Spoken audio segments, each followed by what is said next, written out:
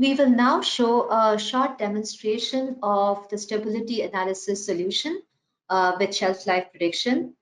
This is being done using LabVantage Analytics, a module that sits on top of LIMS and is accessible from the LIMS tramline and tramstop. So to start with, we can look and explore the data that's available, the stability study data. So if I click on data analysis, we can look at the data that's there in LIMS. It's feeding directly from database.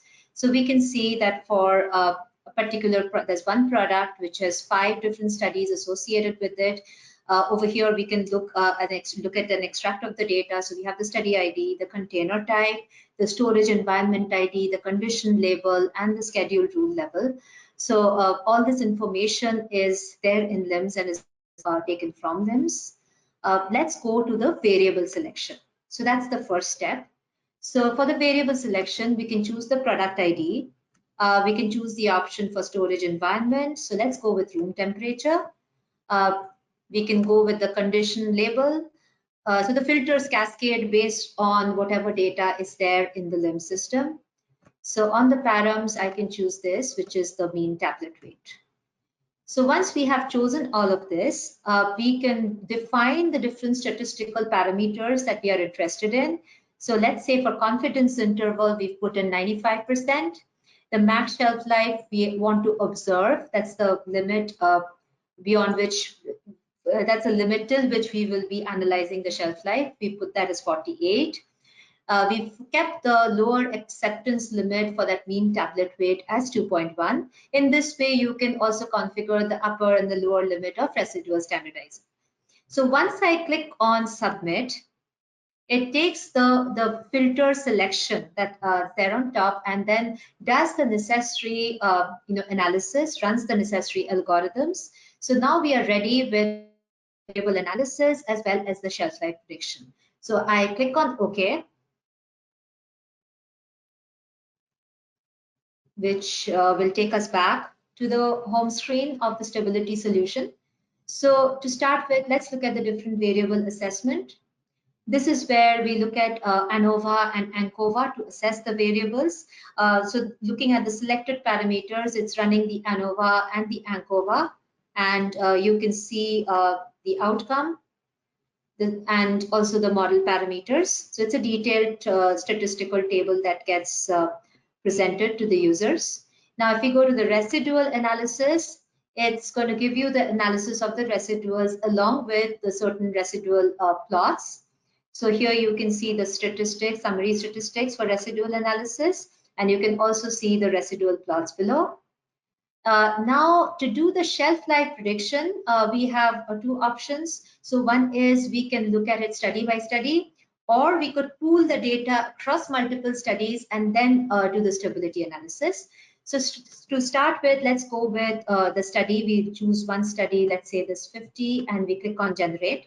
So now this generates the curve, the stability curve for the variables that we had selected, along with the upper and the lower confidence band. This is the equation. It's a linear fit. You can change the type of fit if needed. It reports the intercept and the slope and the associated R square and adjusted R square. For to make the graph more more visible, because the y-axis is kind of cluttered here, we can change the limit of the y-axis.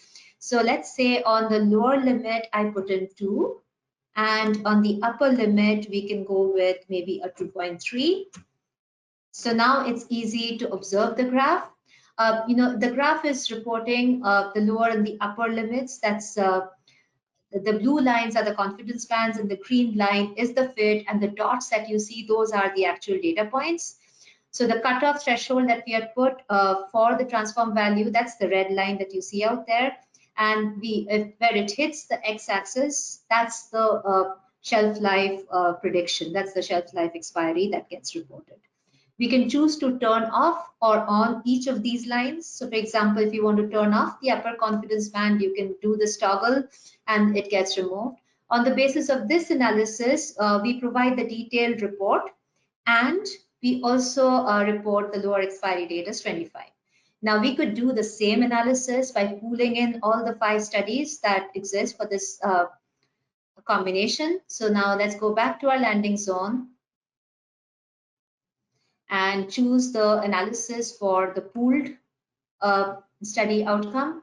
So now here it will just take all the different studies and now it fits the curve using data points from multiple studies. So again, we can go back and change the y-axis limits. So we can go with the 2 and then put 2.3 here. So now my graph becomes more visible.